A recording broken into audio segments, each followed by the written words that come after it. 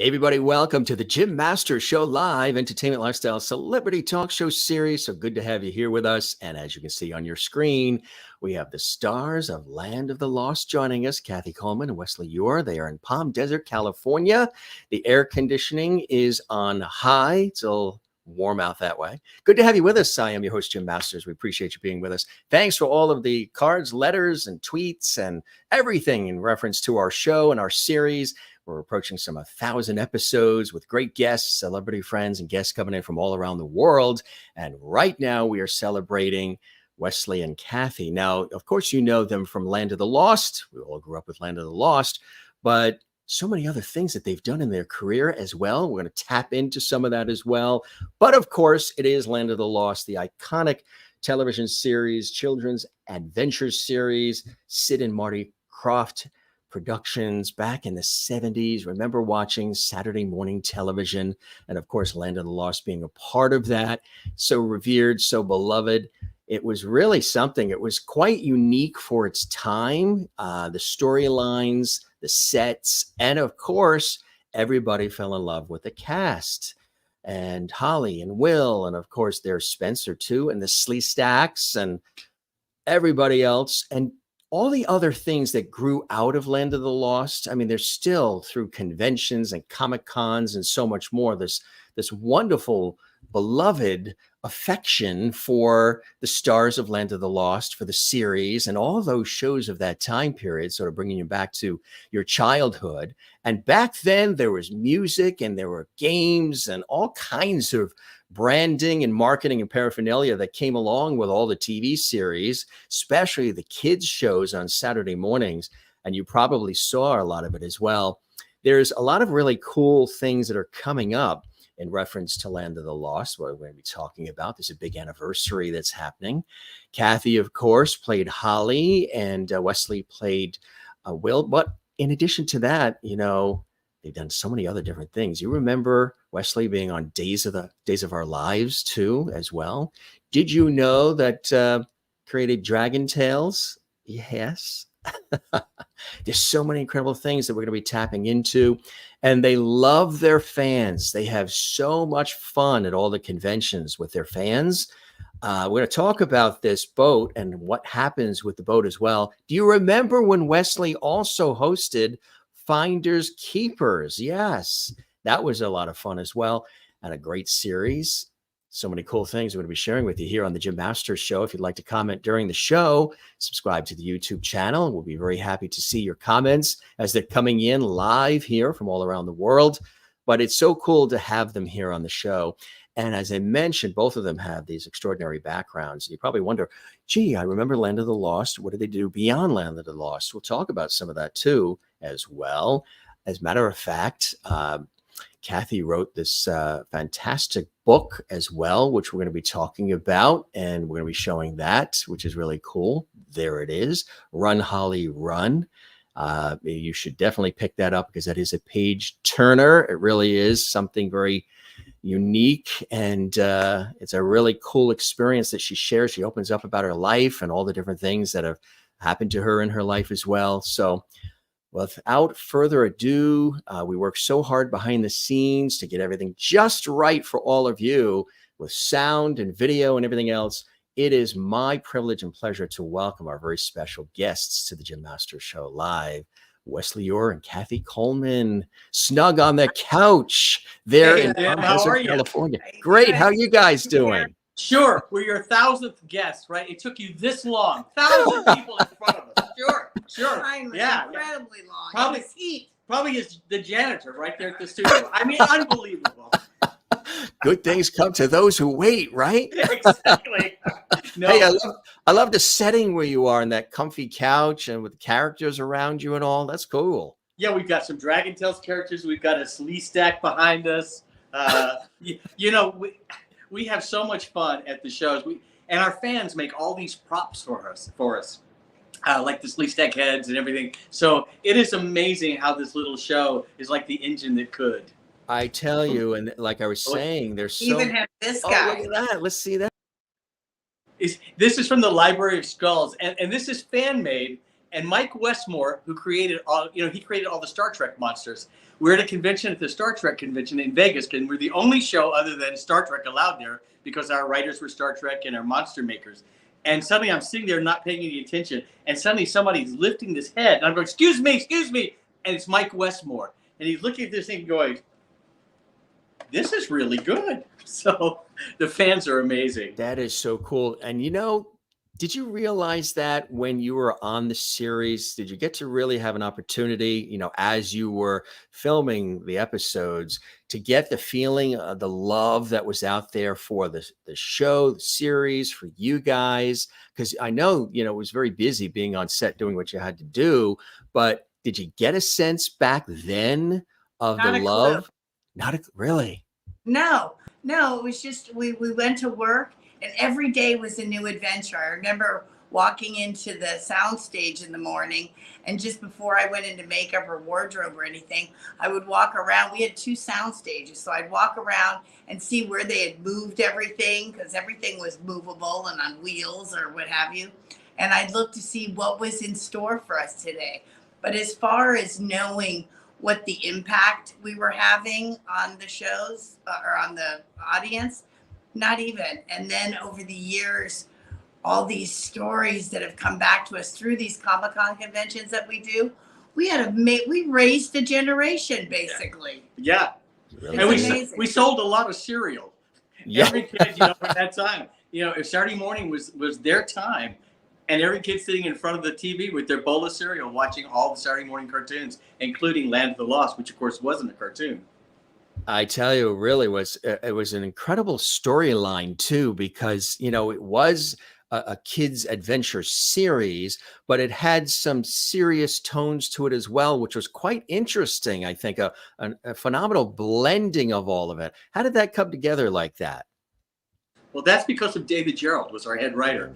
David was a writer for Star Trek. Trouble with Tribbles was the episode he wrote, of course, which, it's one of the most famous and the only comedy episode of Star Trek. And so David got in all the most amazing sci-fi writers like DC Fontana, Larry Niven, Spinrad, and even Walter Koenig. Chekhov on the original series created Enoch, the talking Sleestak, the one in the orange turban.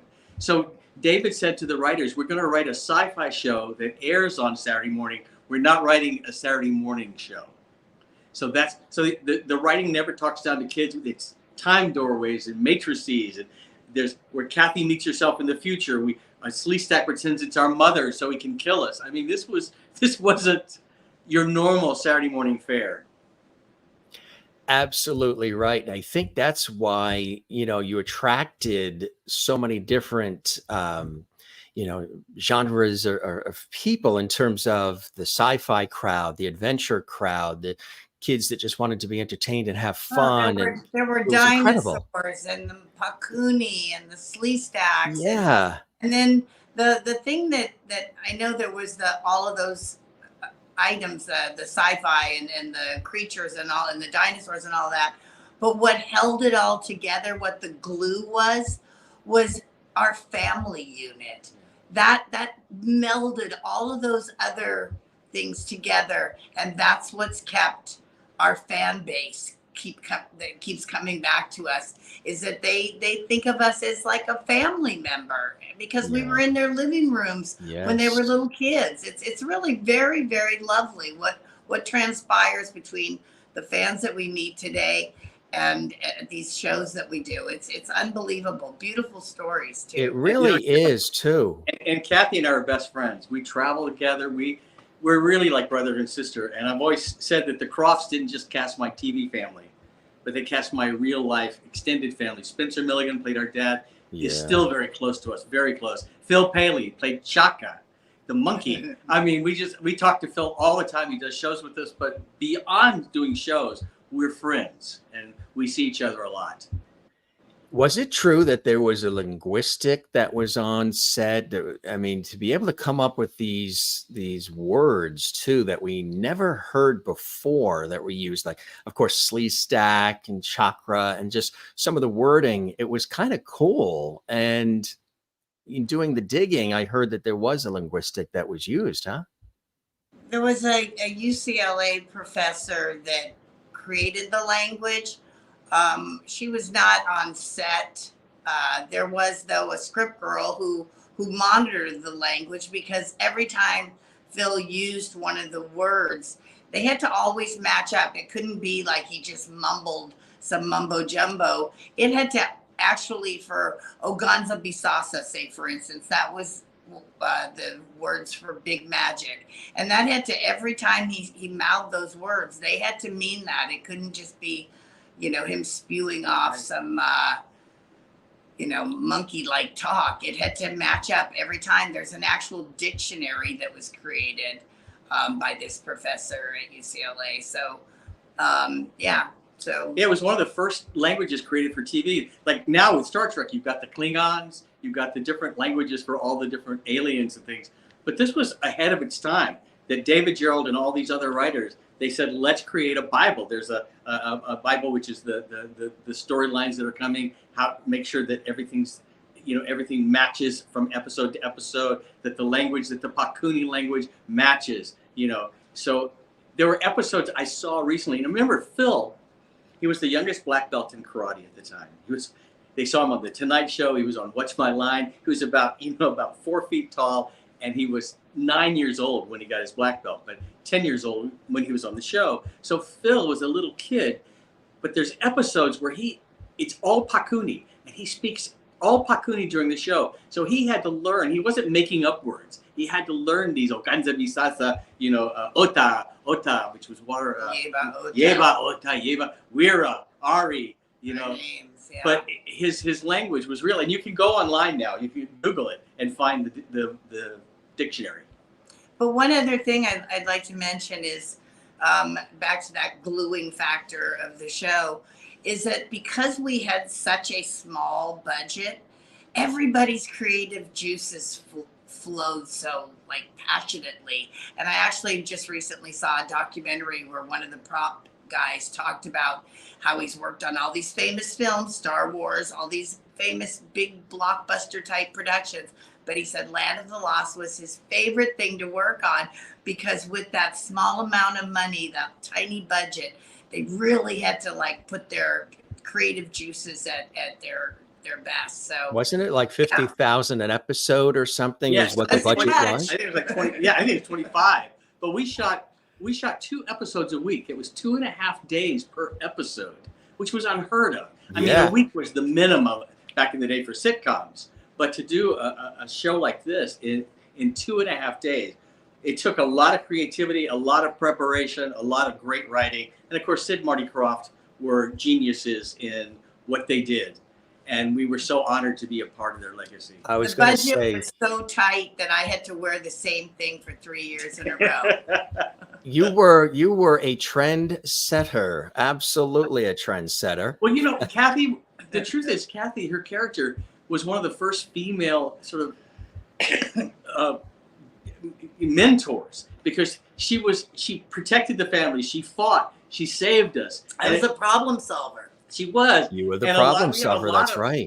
We have a lot of kids, especially women, that come up to Kathy and say, "It was you. You were my first inspiration." Yeah, exactly. Yeah. You were powerful and strong, and you taught me to be powerful and strong. I actually sat on a panel with all these women of superhero women that like Michelle Nichols. Michelle. I sat on this panel with all of them as women being frontier, pioneer women, Wonder Woman, all those. And it was really I was a little intimidated by it, but also towards the end, it clicked, and I was really honored to be amongst that group. My little superhero was only 12, but nonetheless, and I didn't have one of those cute little outfits to wear, But you had pigtails. I mean, those were powerful. There they were. That's it. You created the look. How did it all come to you? Now, Wesley, you've had your hands in so many incredible things on camera and behind the scenes as well over the years, the development of other shows and things of that nature. But as Land of the Lost was being created and the casting was starting to happen, and of course to be affiliated, we had Marty Krofft was a guest on the show, and he was phenomenal, going over, of course, all the incredible shows and series and everything. But Lloyd Schwartz was on talking about the Brady Bunch and all those great series, Gilligan's Island. when you're working with, Jim, you've had the most amazing guests. I must aren't say. they amazing? No, it really is spectacular. I mean, and you've really sort of memorialized a lot of the stories that hopefully will live long after we have moved on in our journeys. But so thank you for that. Yeah, for thank getting The pleasure everybody. is mine. Including You know, us. Yeah, you know what's really amazing, and we've talked about it with some of the guests, is these shows, these series, even movies of the time, there's something about them that connected and resonated and still resonate with people today. What do you think the magic is? People craving the shows they grew up with, the series, the movies, and the affection they still have for the characters. They can sing the theme songs to even to, Norman Lear shows, Maude and the Jeffersons and all. They can sing the theme songs. Excuse me, Jim. Did you say sing the theme song? Yes. Marshall, Will, and Holly on a routine expedition met the greatest earthquake ever known. High on the rapids, it struck their tiny raft and plunged them down 1,000 feet below. Where? To the land of the lost. To the land of the lost. And then Grumpy the dinosaur goes, roar. But that, to answer your question, Give them a Grammy right now. Thank you. That was awesome. And that open was so cool. Remember the boat going down and everything? It was cool just to see the open. And that's something we've had this conversation with other guests too, where we've talked about even the show opens, the show theme music. It was so exciting to hear and watch that. It sort of accentuated the connection to the shows and the characters, where today everything is so quick and fast. You don't really get a show open. You don't really see credits with the theme where you're singing along and all. Everything is so abbreviated and quick clips and things of that nature. And I think the fact that there were the show opens and there were the themes and the underscoring music and all these different elements that came to bear with the television shows we all grew up with and love so much and still feel a connection to, I think that makes a difference. We've sort of swayed a little bit from that, where you have that.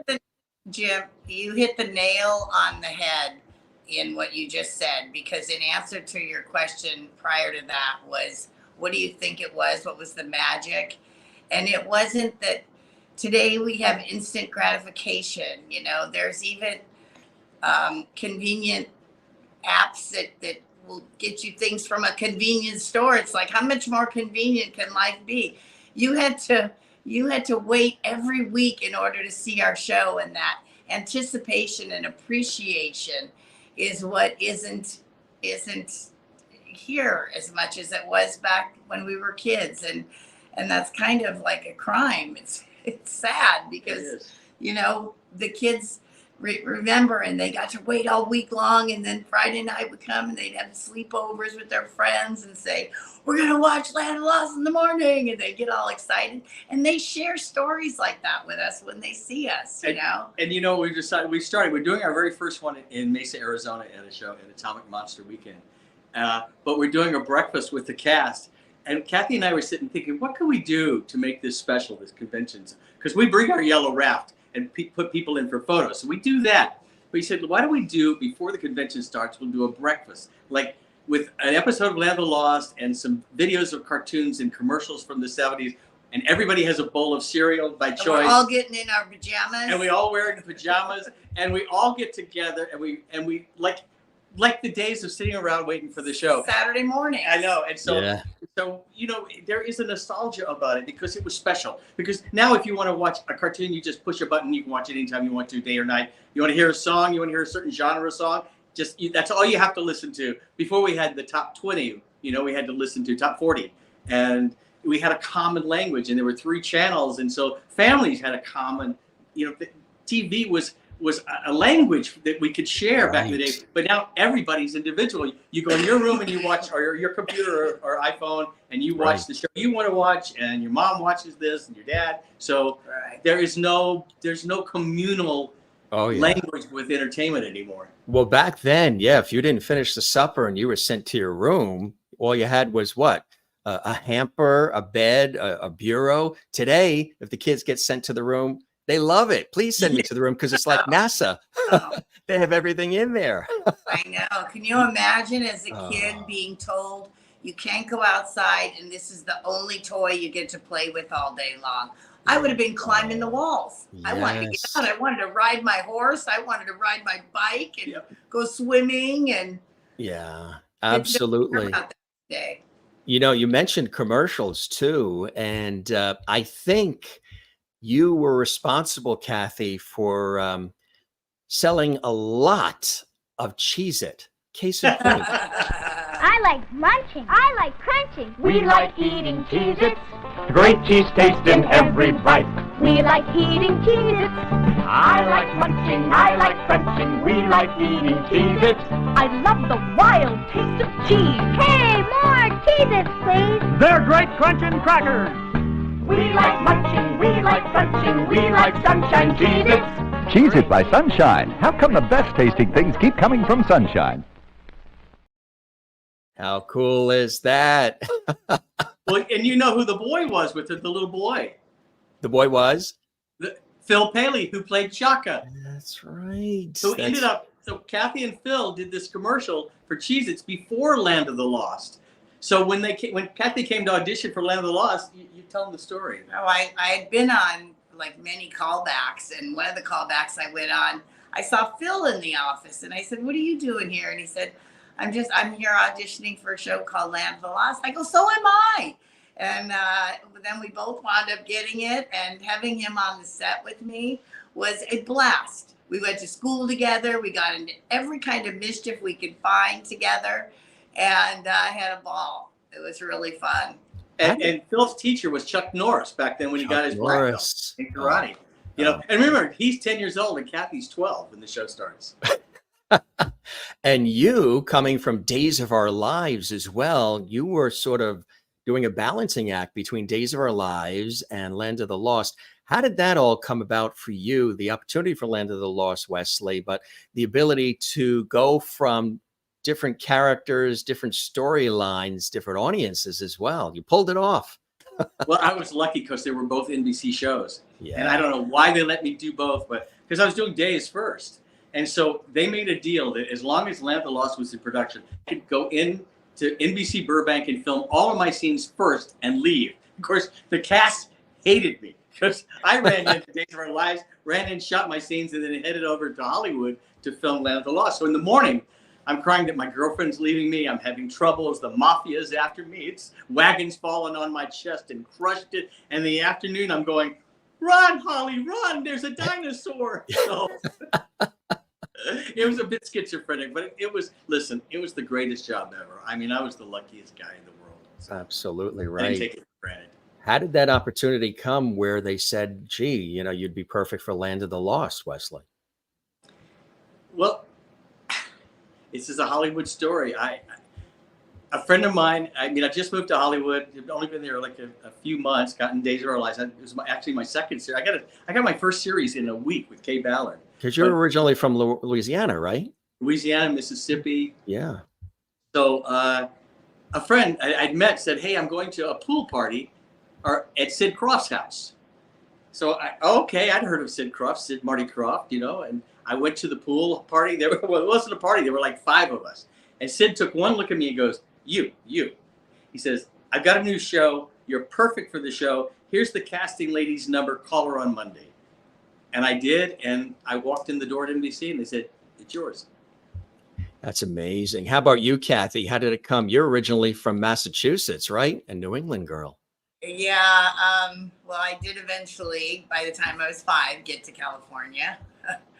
And but fast forward to my Land of the Lost interview. The week prior to going out for Land of the Lost, I had gone on an interview for a show called Run, Joe, Run, which eventually wound up airing right before Land of the Lost. But my interview for Run, Joe, Run was only for 1 episode. And I went up on the initial interview with like 150 other girls. And then on the callback, it was just down to Christine McNichol and myself. And she got it and I did not. However, that 1 episode was filming on the Monday of the following week. Well, had I been filming that Run Joe Run episode, I wouldn't have been able to go on the audition for Land of the Lost, and I would have missed this unbelievable, joyous ride and action-packed, love cram-filled journey that I've been on with Land of the Lost, and it was a blessing in disguise that I never wound up getting that episode. So Blessing for all of us, by the way. It's Yes, it's absolutely. really been something very, very special. And we actually just did an appearance with Christy McNichol a few months ago. Kathy surprises. It was some teen idols from the 70s event. Oh, boy. And we got to be with Christy just a couple of weeks ago. She was amazing as Buddy Lawrence on Family, right? Of course. What a great cast on that series. One of my favorite dramatic series, Family, with Seda But Thompson. isn't it funny for you to know? Because I don't know how much you know about this industry, but He knows that. we Yeah. were. Haven't you read his IMDb? Is Yeah, Wikipedia? I- Come on. But the, Jim Masters, the for God's early sake. days before everybody was famous, that we all went on these interviews. You could run into, tons of celebrities on interviews. Yeah, Merv Griffin and Mike Douglas show and all these shows, right? Yeah. We used to do them. I used to do them like I think we both at one point, not together, but we did the Dinosaur show. I did a couple of The times. Dinosaur Show, yeah. Sang on it. So yeah. Now you taught Lucille Ball how to play Password, Wesley? Yes. I was a fairly regular on Password with Alan Ludden and then Tom Kennedy after Alan passed. And I would play with Elizabeth Montgomery or Betty White or Vicki Lawrence, whomever. But so I'm in the dressing room at NBC one morning. We're going to shoot 5 shows, as they do with game shows. You bring 5 outfits, you shoot 5 half hours, and so that's a whole week of shows. And they come into my dressing room and they say, "Listen, would you mind teaching Lucille Ball to play the new end game called Alphabetics of Password?" I go, "Lucille Ball, are you crazy? Of course I will teach her." So I pick up the phone. My mother lives in Burbank because that's where Days of Our Lives. I bought a house there, and I said, "Hey, Mom," I said, "what are you doing today?" She goes, "Nothing." I go, "Want to spend the day with Lucille Ball?" She was there in 10 minutes through the gates at NBC. And so Lucy came. See, I have to call her Lucy. So, so Lucy came into my dressing room, spent the whole day with my mom and myself. And I would go on stage. I would film the episode. She'd watch it on the monitors, come back. I'd change clothes in front of her. And we would talk about the clues and how to play it. Because Alphabetics was a tough game. She'd actually played Password in the black and white days. Did you just say you changed clothes in front of her? I did.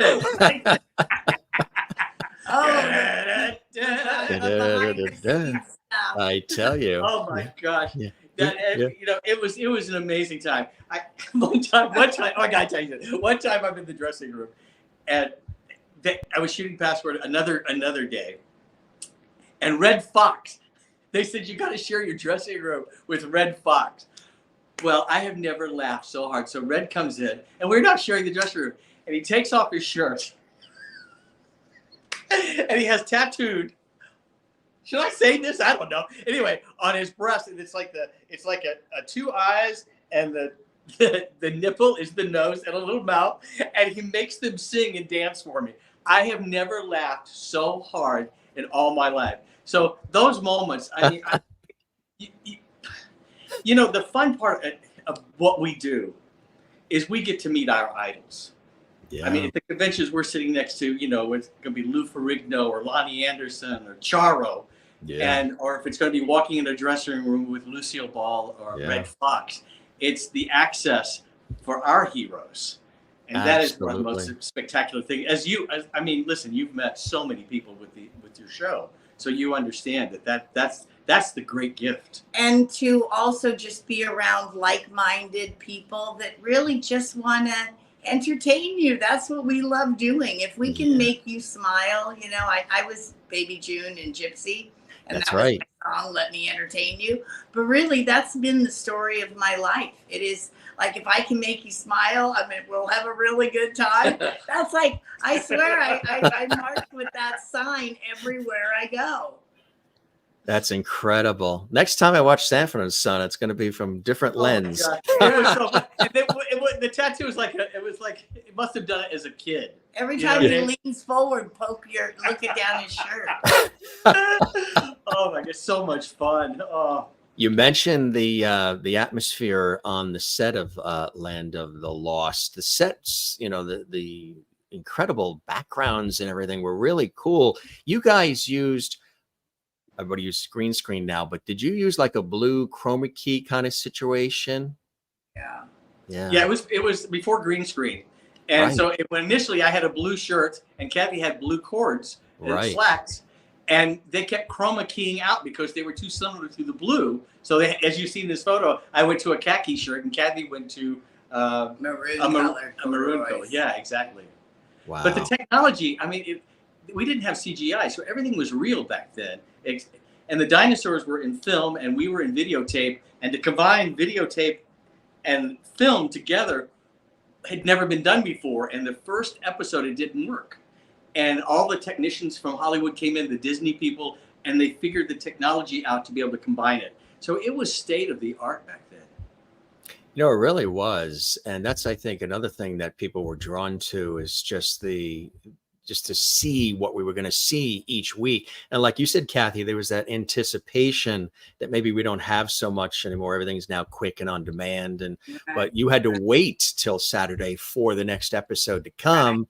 And you would plant yourself there with Land of the Lost, HR Puffin stuff, and all these great, series and shows and specials and more. And it was like an event, really like an event. You had the bowl of cereal and it belonged to the kids. The den or the living room, wherever you watched your cartoons, that portion of the morning belonged to the kids. Their parents were sleeping, they worked all week. And then, at around 11 o'clock when the cartoons ended, out the door you'd fly. Right. It's not like that today. There's commercial. You can get it. Access to anything is 24/7. So what was it like also, of course, originally playing the dad, Spencer, really a terrific actor as well. What was that whole experience of working with him like? Genuine. Yeah. Genuine. He really was like a father figure on the set. He was amazing how humorous, Wesley looked just like him.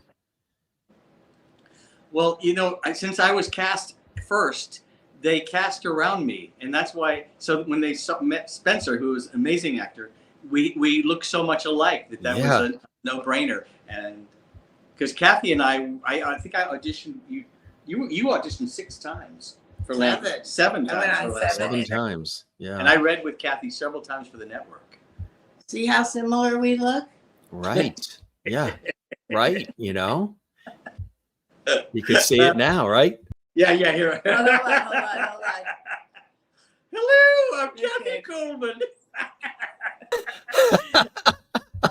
Jim, the most fabulous thing about the show is when we do these conventions and things, the stories. People will come up to our table and tell us amazing stories. Some will be in tears, sobbing. Yeah. And we had one guy come up to us, and of course he was in his 50s, and he said, when I was a kid, in between the second and third season of Land of the Lost, we lost our dad. Spencer didn't sign his contract, left. We got Ron Harper as our uncle. And he said, my dad was leaving. I'm getting a divorce. And I didn't think I could handle it. And he said, I saw that you guys were able to survive even though you lost your dad. That gave me the ability and the hope and the knowledge that I could survive. And he said, I know it may sound hokey to you, but it truly is what got me through these moments. And we met 2 guys at a show in Los Angeles. And they go, I thought you spoke Farsi. They said to it. We go, what? Back in Persia years ago, before it changed hands, they were 2 young boys. They were 2 brothers, and they became scientists because of Land of the Lost. And they were 2 heads of the Jet Propulsion Lab, JPL in Pasadena. And they actually invited Kathy and I as a private tour to JPL, and we actually got to go in the private room with the joystick that drives the Mars rover and play with the Mars rover. How cool is that, huh? I know. So the access, extremely. Wow. There was one about the blind. Oh, it was just not just, but it was a blind couple that had both lost their vision about at the same time and wound up in a school for the blind, and that's how they met each other. But one of their bonding moments was when they would talk about their love of Land of the Lost. They had lost their vision after seeing Land of the Lost. Right, and they used to talk about it all the time. Well, then they had somebody that was escorting them around a convention that I was attending, and they were brought up to my table and introduced to me, and they just wanted to feel like my face. They wanted to feel the shape of I had like something similar to this on my table, and they were feeling it and trying to remember what it looked like, you know. And it was just, you asked the question, did we know the kind of effects that it would have on people, you know, behind the other side of the screen or the other side of the camera? No, we had no idea. But how lucky, you know, how when you're older, how you always want to go back and thank a teacher for what journey they sent you on. Yeah. We are actually being able to do that with these fans. We're actually able to allow them to come to us and tell us what it meant to them, and for us to say, wow, that is so cool, back to them, you know. That's it's an incredible gift that we have been bestowed. It's you know? a full circle experience on so Yes, many it deep is. levels, and it's wonderful that you both are cognizant of that, appreciate that, and realize that when people, you know, write or come to the conventions, things of that nature, send fan mail, whatever they do, or follow on social media, that there's so much invested emotionally for them as they're speaking with you, as they're contacting you, as they're opening up and sharing their personal stories about their lives as a kid when they were watching Land of the Lost and other works you both have done. It's a pretty cool thing. It's like the icing on the cake to all of it, isn't it? Yes, and we're life smart. Like both Wesley and I are life smart. We have such gratitude about everything that comes our way, and so yeah, we really appreciate it. Truly. I would imagine too, being like brother and sister and playing that on the series, there must have been some fun behind the scenes moments, pranks, teasing each other, things happen with the sets breaking. Or what are some of your fun memories behind the scenes of it, and who teased who more? Well, remember, she was 12 years old. I have a sister, so I know. She says I teased more. I don't recall that. Well, she was 12, Jim, and I was actually 22, playing 16 because I was on Days of Our Lives and stuff like that. But she was a little scamp, you know, right? I did have a licking of the nose game that I used to play, and I don't even know where that came from, but it was like if somebody was staring, I'd look at them like this, and then I'd get them on the tip of the nose. My nose. And now remember, back then I was taller than she was. Now she's a giant. She's a gargantua. So I drank a lot of Sleestak juice. we had a lot of fun. I mean, it was really nice. There was one time. Well, keep in mind, we weren't allowed to really play that many pranks because the video was running and film, and it was very, very expensive. So we got scolded a lot of the times when we pulled pranks. But every once in a while, we'd pull one. Go ahead. Yeah, no, 2.5 days again per episode. So they were like, no, don't mess it up. You know, keep doing it and do it right and stuff like that. But what was I forgot which one? I forgot what I was gonna say. What was the? You know what was cool too is all the other things that came along with it, board games and all of the paraphernalia and the branding that came along. That's kind of a cool thing, right? People lunch boxes and. This week I actually saw a toy from the 70s I had never seen before with my face on it. Really? It was just as odd as can be. That continues to find merchandise, and that's one of the reasons that people always ask, why did Spencer Milligan leave? Back in the 70s, he wanted some merchandising. Our face was all over everything from game boards to lunch boxes to coloring books, periscopes, and golden books and Viewmasters and things like that.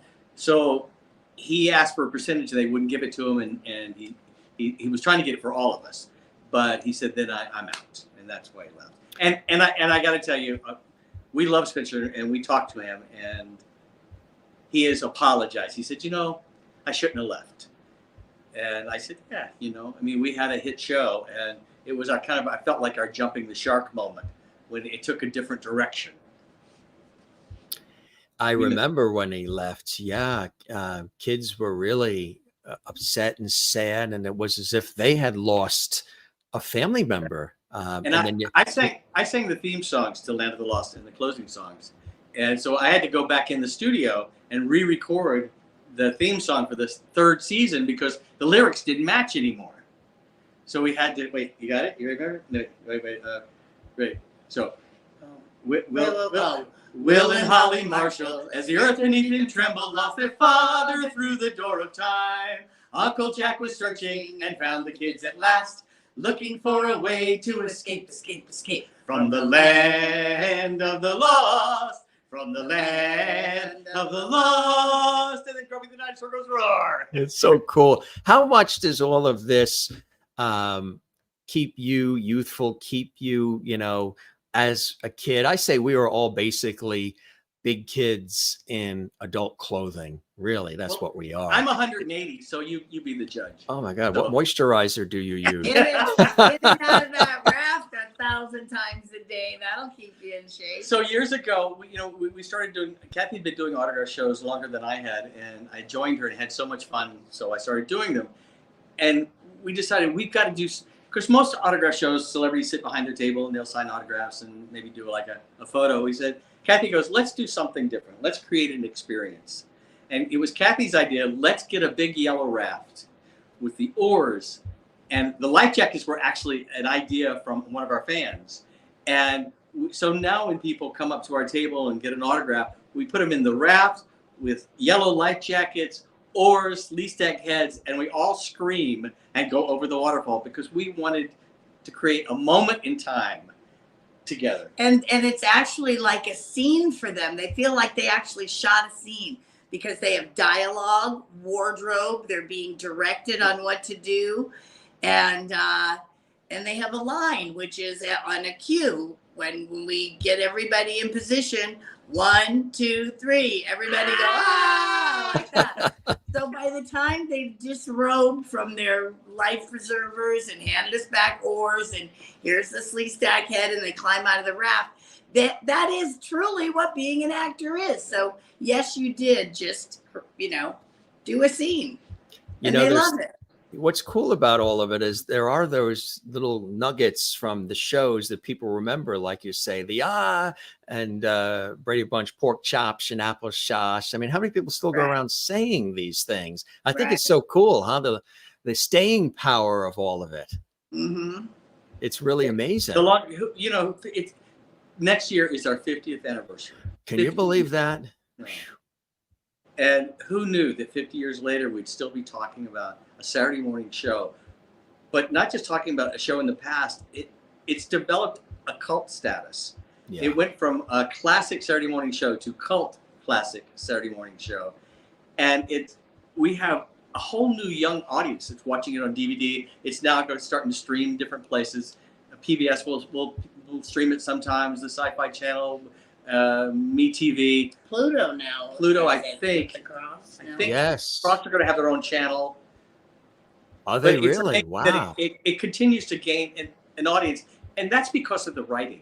Yeah. That's because of David Gerrold and Walter Koenig and DC Fontana, all those amazing writers who were at the beginning of their careers and put their spin on this Saturday morning show, and never talked down to kids, made kids learn, and listen, and never said, well, we're going to go through a time doorway. That means that if you go through this, you go. They never explained. They said, it's a time doorway. Join us. Yeah. No, but join us on what we're saying instead of listen to us or whatever. Yeah. They said, join us and you'll move with it, and really lovely.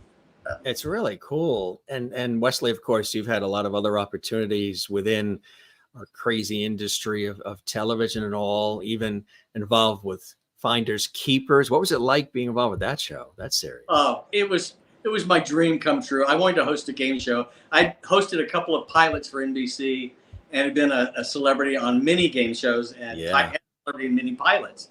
And this was my first one to host. And it was for Nickelodeon, 2 seasons, and it was spectacular. It was the best job, other than, of course, Land of the Lost. I have to say that, right?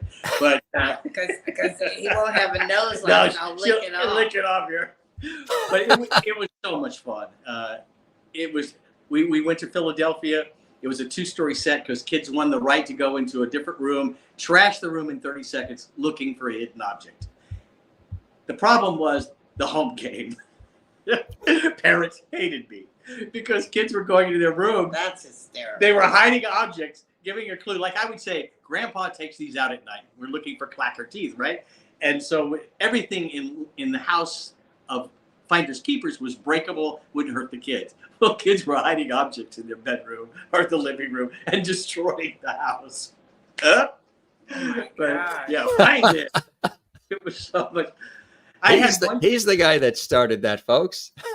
There was one young man that I recently ran into at a show. He said, "Hey, I was a contestant on Finders Keepers." He said, "I figured out because they won the right. It was a hidden pictures. You had to find the hidden picture. You won the right to go into the room and destroy the room looking for the object for prizes." He goes, "I figured it out because I watched the TV show and I realized there were several cameras." And there was one camera that would focus on where the hidden object was. So all I did was when you went, find it, and the music started, he said, I looked at the camera and followed where it was pointing to find it.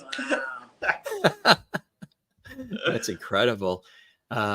You also have had an opportunity to both be authors. I know that Kathy, you wrote a book, actually 2. There's a second book, and do you like the writing process? Did you like writing and sharing, especially with this book here, Run Holly Run? I did. It is it's a Page lot of turner. work. It's a lot of soul searching. It's a lot of decision making. Yeah. But you're very open and real and authentic in the book, which I think is great. I had to be. Yes. I had to be. It's my life mission to be one with everybody instead of separate. So I just wanted to lay it all, open the curtains up to my window of life so that people can, I have more people come up to me and say, I am so grateful that you wrote that book. And to know that you went through that too. And it's like, of course I did. Just because I have a job that I do, an actor job, does not mean that my heart wasn't broken, that I didn't have that horrible pimple right there. Yeah. And that I had really bad haircuts and all the same things that everybody else goes through in life. I went through them and then some. Well, listen, it's a put on your big girl pants read. And it's not about pimples and haircuts. It is extraordinary stories. And it actually won a bunch of awards as one of the best biographies. Because I'm a survivor. But see, you were on Land of the Lost too, so it's sort of an extended theme into real life, which I think is so cool because you were solving so many problems and trying to figure life out and things out on that series. Absolutely. That it sort of continues in real life as well. And Wesley, you had an opportunity to co-develop Dragon Tales. People might not know that. I mean, super fans sure do, but others watching right now, like, he was involved with that too. What was that like? How did that opportunity come along for you? Well, I had written a book called The Red Wings of Christmas, which is still available, and Disney bought it for an animated feature. And I wrote the screenplay and the songs for Disney in hopes that it would be produced. And at the same time, I was segment producing, writing, and casting myself in a show called Totally Hidden Video for Fox. Yes. A hidden camera show. And I finished that because I went and did a musical up in Canada. And I got a call from Jim Cohen, who was the executive producer of Totally Hidden Video, had a deal at Sony Pictures, and he said, "Listen, there's a $16 million grant available. Everybody wants it. The Muppets, everybody, Sesame Street." He said, "I've got these drawings. Can you come over and create a show based on it?" Because his son's favorite book was The Red Wings of Christmas, the one I'd written. So I went over, I looked at the drawings, they had some things written. There was Ron Rudiker, who was an illustrator, had done the drawings. They didn't look anything like these characters here. But so I wrote it in 3 days, and it required for the grant another show. So I wrote another show called Show and Tell Me, and within a week, we won the grant, and we beat out everybody from Sesame Street to Muppets and everyone. And it had this life that was amazing, with a 10-year run on PBS, and toys all, live production shows all over the world, and it was quite an honor to be part of that show. And I get a lot of kids now that come up there to the table and can sing all the songs from Dragon Tales and tell me the stories, and it's quite an experience. So It really is, huh? this is Cassie, yes. Yes. And J-Lo, I understand now, the two human characters in Dragon Tales were Max and Emmy. Max being the son of Jim Cohen, the executive producer. Nice. No, this is Zach and Wheezy. Didn't she name her kids Zach and Wheezy? No. Oh. No. Sure, hijack the story. Well, you just I go. thought that's what she said. No. So J-Lo named her kids Max and Emmy. And I'm told it was because of Dragon Tales, the two characters. That is so cool. Tell us about this other wonderful musical poolside fundraiser, Lollapalooza. Well, I raised a lot of money. I listen, I've had a really good life, and you need to give back. At least I think that's the most important thing. So in Palm Springs, for many years, I would produce a show called Lollapalooza around the swimming pool. We had 85 celebrity performers. We had 1,000 people in the audience. We raised money for 7 charities, from AIDS to battered women to breast cancer for women, free mobile mammograms. We started some charity organizations with our money, and it was quite an event. It took me 7 months to write. He got a star on the Walk of Fame. Yes, that's All right. the charitable work and all the things that he's done for this community down here. Isn't that incredible? What was that feeling like to get that, Wesley? It's giving back. You know, I've had a great life, and who would have thought that all these years later, you know, we'd be, people still want to talk to us. It surprises me every day. Do you guys have favorite episodes? I mean, it's kind of hard to narrow it down, but do you each independently have favorite episodes of Land of the Lost?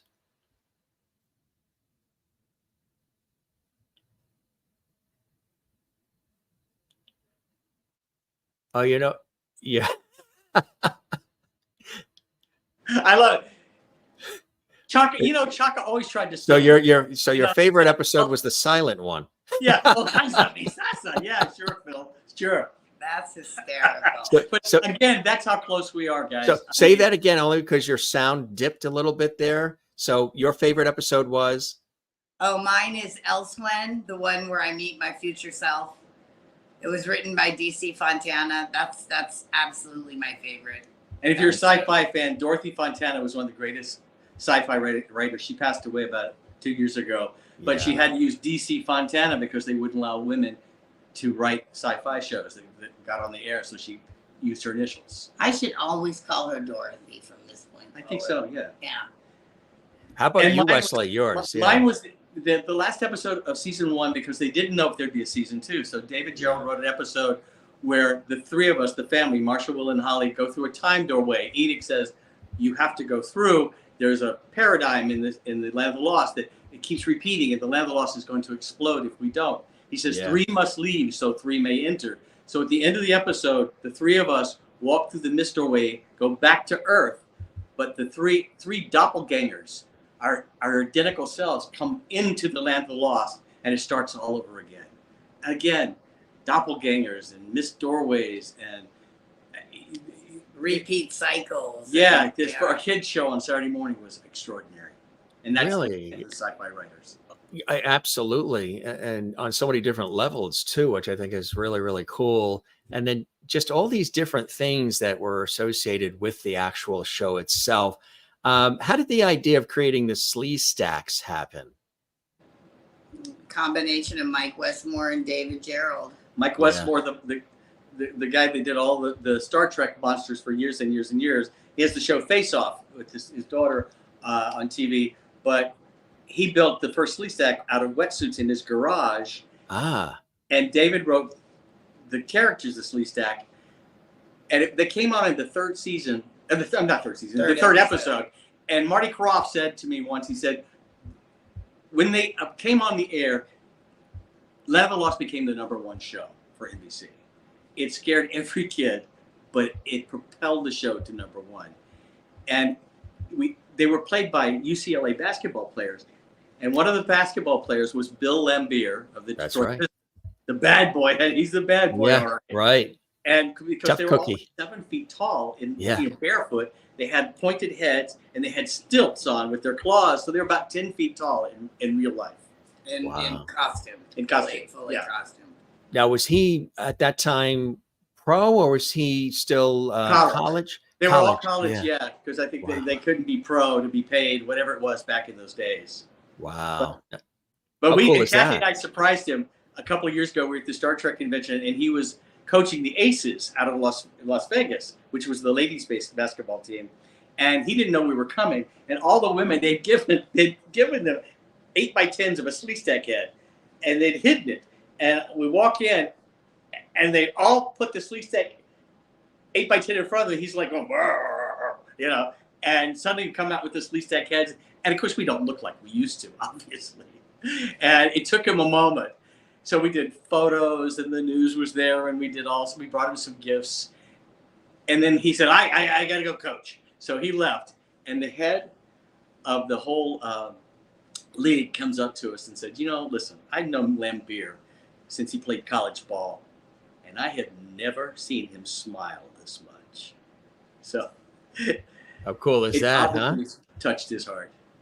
I tell you. And Kathy, you know, when you look back at it all, what are some of your favorite memories? Obviously, it's hard to believe we're talking 50 years that the series has, you know, existed, or since it was created and aired, which is so hard to believe. What are some of your personal memories? You've been sharing some beautiful ones with us today, which we appreciate. What are some other memories you have of that series, and even other things you did beyond Land of the Lost?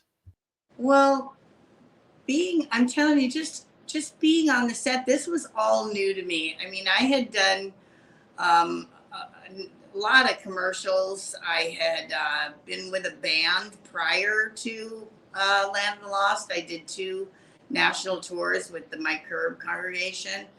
And as a matter of fact, I did my last show. I almost got in trouble for this too, but did my last show and then did Land of the Lost on the same day. And I wasn't supposed to work 2 different venues. I could have gotten a lot of trouble. Because she's a little kid. But they waived it and let me get away with it because it was the last one. But it was with Mark Spitz. I did the singing thing with Mark Spitz. And I was in the audience. Yeah. Magic Mountain, right? Yeah, Was it Magic Mountain? Mark Spitz won. After he won the Olympics, all those golds, he wanted to be a singer. Who knew? Yeah. So, anyway, but I never had a series. And just coming to the set every day, and like I said, you know, I went to school for 3 hours a day, and just we had like a ton of different people that would come onto the set because our sound stages were so unique and so cool. Like that cave that we crawl up into, you know, in every episode, that was a real standing fixture that went all the way up to the top of the sound stage. It was gigantic. And so we really are doing that. And so it was a live jungle gym. It was truly like literally a jungle gym for all of us. And just even sitting around Phil and I, we'd go to McDonald's or something on our lunch break, and we didn't want to get fully out of costume because we only had an hour and we'd be having to do it all over again. But he'd break.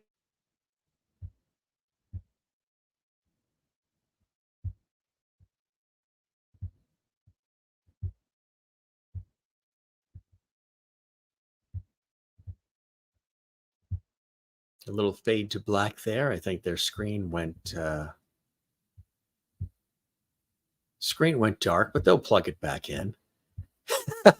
Are these not great stories that they're sharing? Kathy Coleman and Wesley Eure from Land of the Lost and so many other great series. Parking lot. There you are. Oh, your screen went black a little bit there, and Oh. your sound went away. But It's because, again, it's on my phone, and we got some. Phil Paley just won't leave us alone. that's what it is. Always the problem. Did you want to rewind just to say a little bit of what you were saying, Kathy? Sure. Oh, I was just saying that, I had never had a series before. So just being on the set and just some of the day-to-day experiences of, going to McDonald's, I would be half mic'd up because I didn't want to go through the whole process of being all rewired. And Phil would go with some of the partial hair glued to his face and hands, so we didn't have to go through that whole process again. But just having, and then I remember a day where they actually brought in the actual dinosaurs that they used for the stop motion animation. And they showed them to Phil and I, because of course we were kids and we were all like excited about stuff like that. And they showed us those, we got to hold them, and just being in the makeup room with Mike Westmore, he was so cool. And then we were friends with the prop master who gave us all these fun little gadgets to play with and pull pranks on people. And those are things that I absolutely just cherish. Even the smell of the set, with all that dry ice blowing around, it had a specific smell to it. We had a certain organic, beautiful woman that had organic sandwiches and fruit salads that used to come. And wow, there were just all these things that are just treasured But also memories. the celebrities that would show yeah, up. Yeah. Go ahead. Yeah, no, tell them. Just my mom ran into Elton John in the parking lot, and then he wound up coming in on the set, and Charo used to chase Phil around, and go, "Oochie, goochie, goochie." She loved the monkey whole thing. And just And funny stuff. Stallone came to the set. I mean, it was, the cast of Gilligan's Island. could you imagine if Charo and Red Fox were in the same green room? Gina Coochie, his little friend there. The Happy Days people would stop by because they were close by. They were close by. It was an and Deidre Hall from Days of Our Lives. Oh yeah, she was the star of David Gerrold, Electra Woman, and she comes to me one day. I'm sitting at a break at Land of the Lost on this. She said, "Hey Wesley, I've got an audition for Days of Our Lives," and I go, "I know what they're looking for, Deidre," because I'd had lunch with the producers, and so I worked on her sides with her, which are the lines that she had to audition with. Now, not that I got her the job, because she's very talented, and she got the job, Dr. Marlena, and she is, of course, now the Grand Dame all these years later. oh yeah, Marlena Evans, right? And did you see where they just put on Days of Our Lives? They gave a quick spot to Dick Van Dyke. He came on, and he came on as an elderly gentleman who forgot who he was, and they worked to try to bring his memory back about his life and his family, to bring in Dick Van Dyke.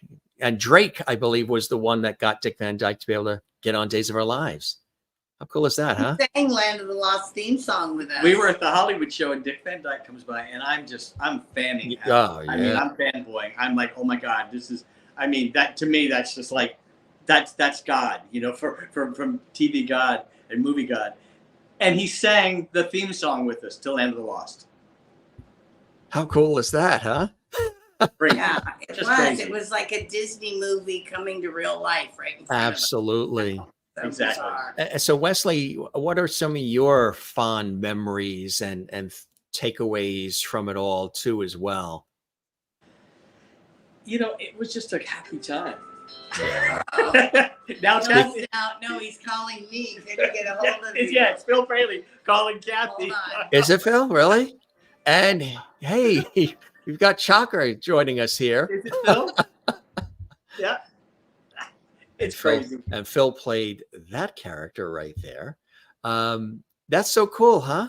Yeah.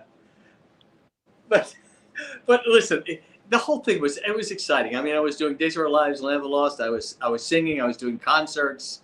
And how did you stay stable and sane through it all? A lot of times these industries pull a lot from you, and whether it's a child star or what have you, it doesn't always end up in a good place. We know a lot of the stories that you know. So how were you able to maintain that? Is it the love and support of family and friends? What was it for you? I think I was raised pretty solidly. My mom was my dad left when I was 2. My mom went and got her PhD to take care of us, left us with grandmother. So I was pretty independent. When I was 5 years old, I was on my own. So I learned to take care of myself, and I didn't, went to New York, and I worked in New York and worked at the American Shakespeare Festival at Stratford. But I appreciated it. I felt so honored to have it. I know it sounds corny, but I mean, I'm a kid from Mississippi that suddenly has a couple of TV series, and it's like, my family were all educators, and it's like, really, how did this all happen? And so I've never taken it for granted. And how about you, Kathy? We were talking about when you were talking to Chakra. You were talking. He won't leave us alone. I just talked to him yesterday, so I already know what's going on. We talk to each other about 3 times a week. I tell you, it's close-knit family. We were talking about how, a lot of times, how did you handle the fame? I mean, especially being at that young age, how did you handle the fame, the attention? You read the book. The book has it. Read Run, Holly, Run. It's really, I'm telling you guys, it is well worth it. It's also available on Kindle, isn't it? On Amazon? Yeah, you can get it on Kindle. It's on Amazon. Barnes and Nobles carries it. So you really open up about how. Yeah, it goes literally from start to finish, pretty much, other than like what you're getting today. What are the plans for acknowledging the 50th? I know there's some cool things that you're working on. Shows lined up. Yeah, that's so cool, huh? Yeah. Yeah, we're starting to book up. It's been I don't know, it's been extraordinary, So different promoters are calling. We still have some slots, so if you're a promoter out there, please feel free to contact us. And we are offering that breakfast with the Land of the Lost and the pajamas and the cereal and all of that. And for the first one in Mesa, Arizona, which is going to be at the end of October, Sid Croft is joining us for breakfast. How cool is that? I mean, come on. So are you going to be going across the country? That's the plan. That's the hope, in different cities and doing that? Well, whatever shows, like usually when we do a convention, they start at 9 o'clock. This will be offered at about 7 o'clock. So it sort of fits that early morning feel, getting your jammies. That'll give them enough time to watch an episode with us, play the whole thing that we're going to have, like prizes and contests and games and all that. And then it'll give them time to go back to their rooms, get changed into whatever they choose to wear that day, and then go to the convention. It's just something we're offering, and cool is that? I think that the fans are going to absolutely go crazy over this. When they are in their jammies and sitting with the cereal, they'll be laughing, and that'll all be fun for them.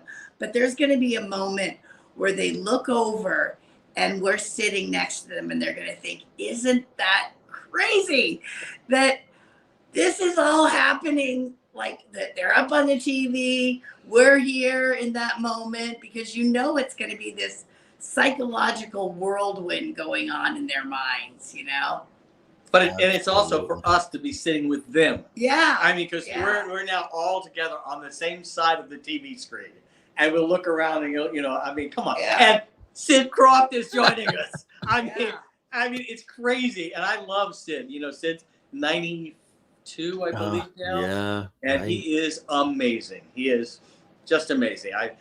Kathy and I have been so lucky that we bumped into their life with our career. I tell you, geniuses on many levels, just to create the kinds of unique fare that Sid and Marty have created, huh?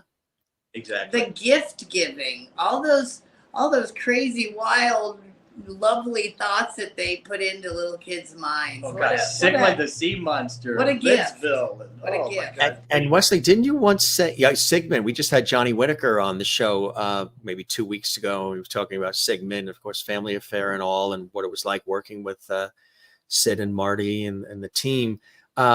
Is it Sid's house? I think, Wesley, you had said something about Sid's house is exactly the way you would envision with the uniqueness of it? Sid lives in a canyon in Los Angeles. He's been in the same house since the early 70s.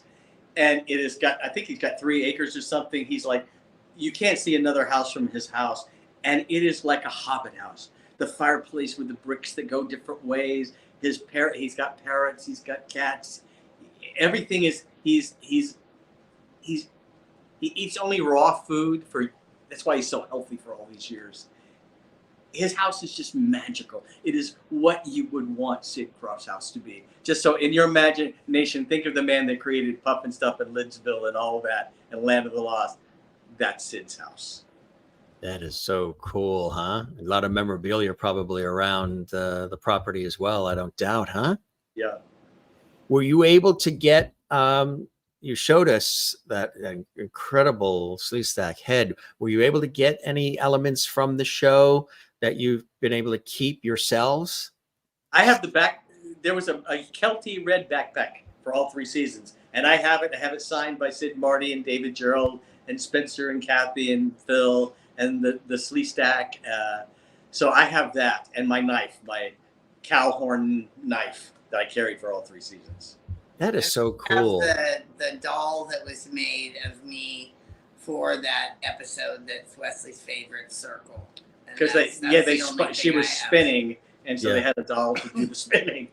So that's what, that brings me up the thought of all the different marketing and packaging that went along. You had various things that came along with these TV series, like Family Affair had the Mrs. Beasley doll, which my sister had. I had the Lost in Space robot. I mean, you as a kid, you wanted these things that were tied to the shows, the board games, all of it, shirts, lunchboxes, whatever. Really, really cool. I mean, it was really everywhere you went. It was. And it still is. It We're getting to see them around too. We just were at the Star Trek convention, and one of the gentlemen that we sat next to, he's a model maker, and he's making action figures of us. And everybody's calling the Krofts and saying, "Can we make new Sleestak?" I think Funko has been issuing new Sleestak. They had a Chaka and a Sleestak, several different versions of them. But it continues. There's new product being put out there all the time. It's amazing. This is really the little engine. My sister was the president of the Land of the Lost fan club when she was 15 years old, and her name was Colleen. And she, I actually had a fan come up to me at a show with his original fan club kit that my sister made for him 50 years ago, and he still had it. And who is it? There's some famous producer. Yeah, there's another guy who actually still has his original fan club kit from my sister, and he's the one who did Ant-Man. Ant-Man, yeah, he's the producer. I would imagine, even though it was a kid's show, you probably got attention or maybe letters that came in from people who were watching, kids, what have you, that were in love with you on Days of Our Lives, and then on Land of the Lost, Wesley, and in love with you, Kathy, as well, seeing you on Land of the Lost. That's a whole interesting part of the game. Well, yeah, we do a thing. It's this nickel game when we ever sit at a table together at these shows, and somebody will come up and they'll say to me, "Oh, when I was growing up, I had the biggest crush on you." So Wesley slides the nickel over to me. And then another person will come by and they'll say, "Oh, God, those blue eyes, I had the biggest crush on you." The nickel goes back. And we do that pretty much all day long. And, I got all the preteen little boys that didn't know what hit them. They just knew they kind of liked me. They didn't know if they wanted to ride their bikes or punch me in the arm. Wesley got these girls that were Tiger Beat fans, that kind of thing, and they loved all the teen idols, and those girls went gaga for Wesley. And so it's fun. It's fun. Now, Wesley, was there some involvement potentially with the Partridge Family for you? My God, you're just going down my whole darn career, aren't you? It's like, yeah. I am Ralph Edwards. This is your Oh, life, God. Wesley Eure and Kathy Coleman. Aren't you? We're gonna need an intermission here. No. This reminds me of Gandhi. I thought you were going to say Moby Dick. Okay, so with the Partridge Family, so David Cassidy had decided to leave the show early, and they were not happy. He said, "I'm done." Next time with we the show." do this, I'm going to come over there and do this with you on the couch. Oh, okay, yeah, come here. But so David was going to leave the show, so they were going to cast a next door neighbor, and they were going to cast a single dad, and David was going to go off to college. The neighbor, the boy, was going to become the lead singer of the Partridge Family, and Shirley was going to marry the single dad. So I had to audition for ABC. Bobby Sherman went to Bobby Sherman's house. I recorded a song. Bobby Sherman, from, of course, the teen idol, Bobby Sherman, and auditioned for ABC, did the whole thing, got the job. And then, from my understanding, is David heard I was doing it. He goes, "Oh, no," because we all knew each other back then. And he goes, "No, I think I'll stay." So anyway, so they X'd that storyline, and they of course kept David on because he was the big draw of the show. But I was going to be the lead singer of the Partridge Family. That's so cool, huh? I just want to show you a couple of things. Some of our viewers, Jen Barry saying such a fun show today. She's watching in Pennsylvania. Kathleen in New York City saying so great seeing you two, loving listening to your stories. Eric here saying, "Oh my, I used to so love this show." Of course, Land of the Lost, and all these great comments coming in here from everybody. Thank you, guys. Thank you. Yeah. Did anyone grow up watching the game show Finders Keepers? He was the original host of it. There was one episode where he was sprayed with silly string. Yes. That's the Well, cool that was thing. back in Double Dare days with the slime. Right, exactly. Yes. It's amazing the things, the little nuggets that people remember, right? And will bring up to you as well.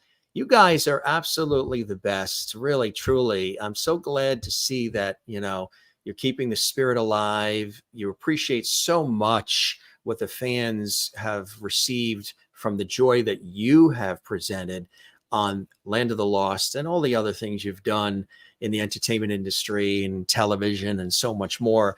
I think it's so absolutely cool. Grew up with the shows that you're talking about, have followed each of you, and you're very spirited, passionate, but you're real and authentic. And I think it's so cool that you took time to stop by the Jim Masters Show Live series and be so open, authentic, passionate, real, and fun. I think our viewers just love it. We're very real.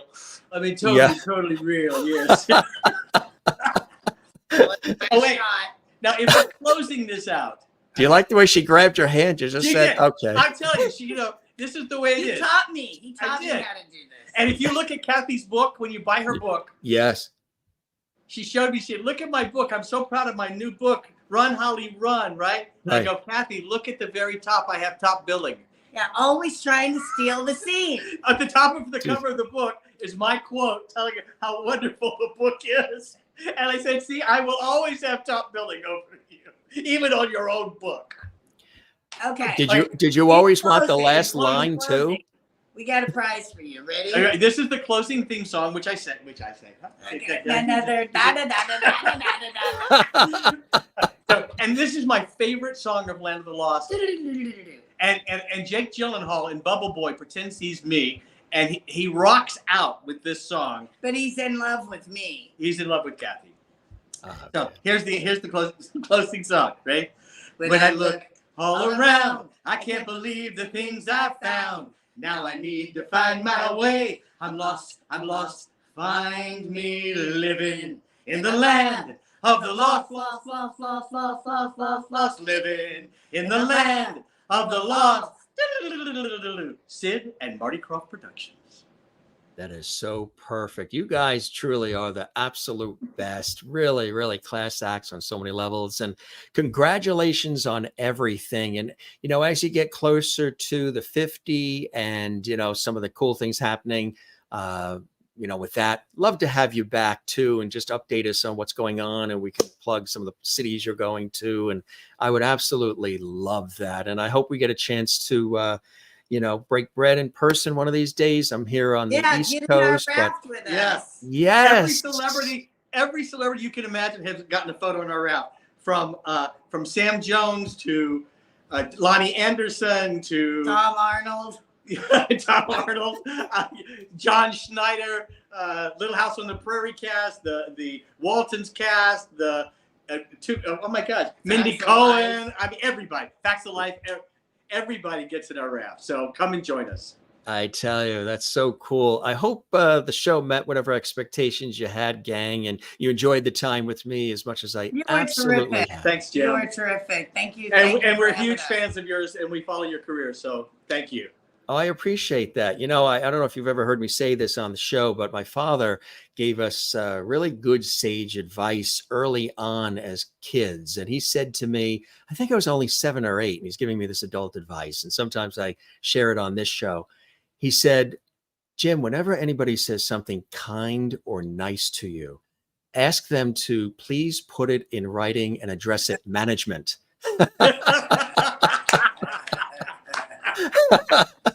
How true is that, right, gang? I love it. I love it. Well, High five. Good job. It was so awesome seeing you guys. Truly, reliving childhood. You guys are the best. And now go have a sandwich. And Or a a bowl of- nap. and a nap. You did aren't good, you kids. bored with us yet? I mean, you Not gotta at be bored all. by now. Not at all. Not at all. You guys are really terrific. Absolutely. And I appreciate truly all the time. And I know our viewers are commenting and sending their love. We love you guys. And you're welcome back. We'll keep the porch light on for you. Spread the word about the Jim Master Show live series. We would love that. And really appreciate you stopping by the show. You're the best. Mwah. Take care, guys. Thanks, Ed. Bye-bye, Jim. Right back at you. Thanks, Bye. guys. Wesley Eure, Kathy Coleman here on the Jim Masters Show live series. How cool was that? We went down memory lane in a lot of different areas, and boy, it was really extra special. We really appreciate all of their time. We appreciate their candor, their humor, their authenticity, their fantastic stories, not just about Land of the Lost, of course, which, is one of the main themes of what we were talking about here on the series, the Jim Masters Show live series. But all the other things that they were involved in, as I mentioned, co-creator of Dragon Tales, Wesley was as well. Kathy and all the different commercials, the book that she's written where she's very open about her life. If you have not seen that book, check that book out. It's really incredible. Some of the behind the scenes tales about what it was like being on set on Land of the Lost, this iconic series, Sid and Marty Krofft Productions, that aired on Saturday mornings back in the 70s. Really fantastic. And of course, Spencer, who played their father, when he left, what that vibe was like, and just behind the scenes, of course, some of the other cast of characters that were on the show, how the show was produced, how the show was created. There is, again, the title right there says it all, Lands of the Lost. And also what it was like, putting the show together, where they used sort of the blue chroma key. They were talking about the change of outfits because they had to switch due to the fact they were using blue screen versus green screen, and all the other cool things that they've done. They are at the conventions, the Comic Cons. They're coming up on the 50th anniversary, which is very hard to believe. 50 years ago, Land of the Lost. That's incredible. I keep thinking of John Davidson every time I say that's incredible, because that was the show that he hosted on ABC, one of several, and he's a good friend of our show. But I tell you, really incredible. Talked about, of course, the pigtails and the outfits and how that all came about. Wesley, again, was on Days of Our Lives as well, in addition to Land of the Lost, and he was doing both shows at the same time. Super fans probably know that, but maybe you weren't aware of that. And of course, Kathy, like around 12 years old, and she really was the one who sort of figured things out, got them out of different scenarios on Land of the Lost, and a tremendous following as well. And this was really not only, a trip back down memory lane on this episode of the Jim Masters Show Live series, but also a lot of fun, a lot of laughs. If you joined us late, how cool was it that Chakra, or in this case, Phil, actually was calling Kathy during this live episode of the Jim Masters Show Live series? I thought that was really special.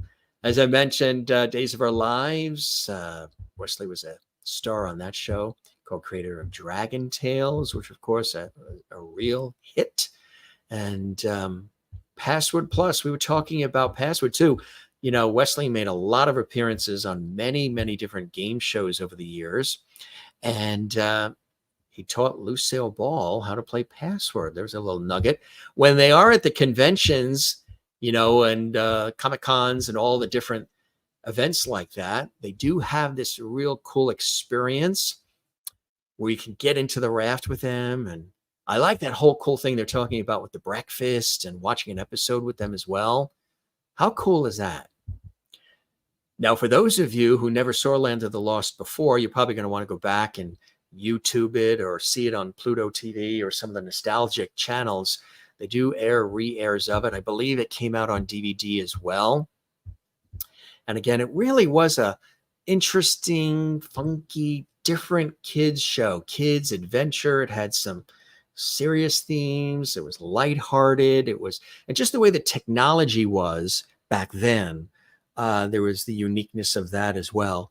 Of course, Sid and Marty Krofft created some of these iconic series, H.R. Puffin stuff, Sigmund and the Sea Monsters.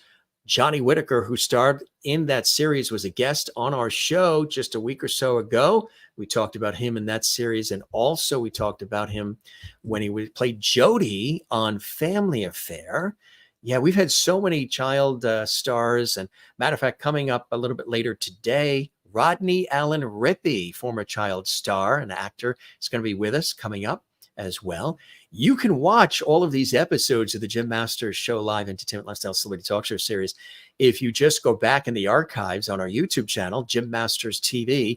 That's where we house the almost 1,000 episodes of our growing and expanding daily series. And you can see all these celebrity friends and guests from television and film, stage, music, sports, comedy, inspiration, authors, psychics. I mean, the show, which we do here at the Jim Masters Show Live, is a talk show that harkens back to the old school ways where guests came from all different backgrounds and we have a good time with them in a conversational style, but with a modern vibe. If this is your first time checking out our show, welcome to Lovity Hall, as everybody calls it, the Jim Masters Show Live series. If you enjoyed this episode, hey, don't keep it a secret. Tell everybody you know about our series. We would love that. Give this episode a like. There's a like button on the YouTube channel. Give it a thumbs up like. We would absolutely love your like. And drop a comment. Interact with us. Say hi. Leave a comment on the YouTube channel for us as well. And don't forget to subscribe to the YouTube channel, which is Jim Masters TV. That's where we house all of these fantastic episodes of our series for you. So we went back in time celebrating Land of the Lost here. I tell you, it was really cool for me too, going back in time here with Wesley, with Kathy.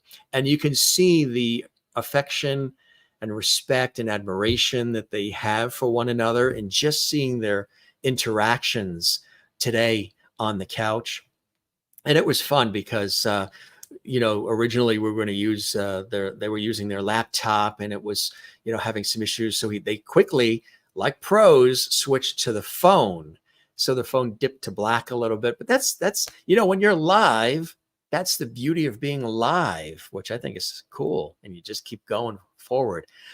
Really exciting news about the 50th anniversary celebrations of Land of the Lost that are going to be coming up. How cool is that? And of course, you can find them both, online, and their websites, their respective websites as well, and social media and all the rest. I think which was really great is how excited they both were to come on our show. When I was chatting with them, about, how the show works. Wesley was already a fan of our show and knew about the show, and I guess he's followed my work, which I'm honored by, and Kathy as well. And they wanted to pop right on the Jim Masters show, lickety split right away. I hope you were watching with your bowl of cereal. I don't know if it was Captain Crunch, maybe Quisp. Remember Quisp? We used to have Quisp. And or maybe it was Trix or Fruit Loops or Frosted Flakes, whatever your choice of the day was. Maybe it was super sugar snacks. Remember those? All right.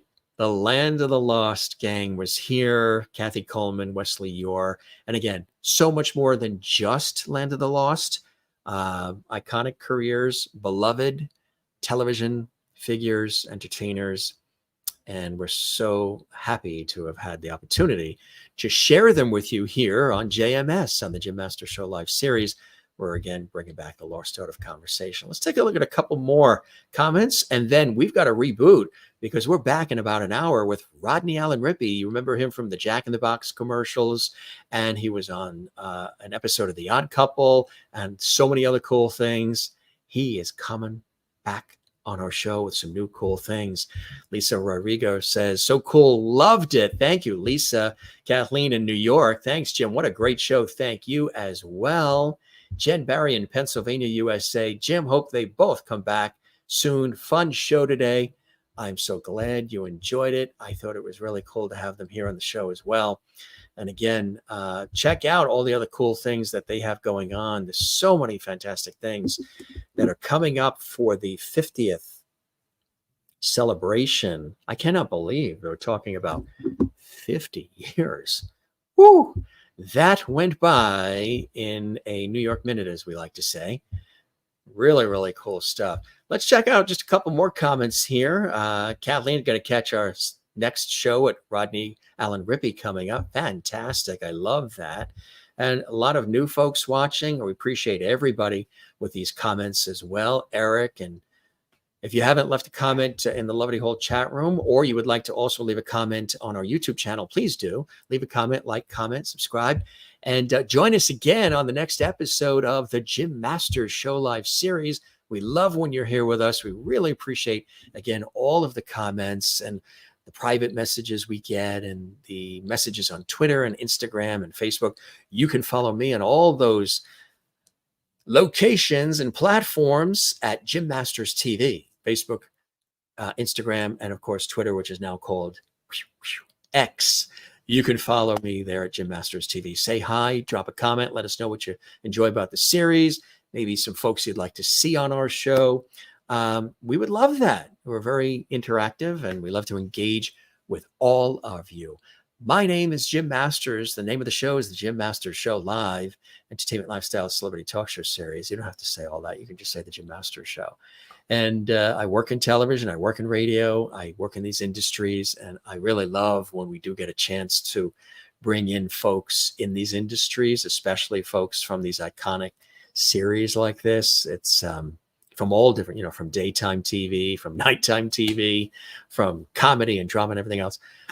It's so cool. So again, binge watch. There's a lot of other episodes, almost 1,000 episodes that you can see with all these amazing guests from all these different backgrounds, celebrity friends, and more.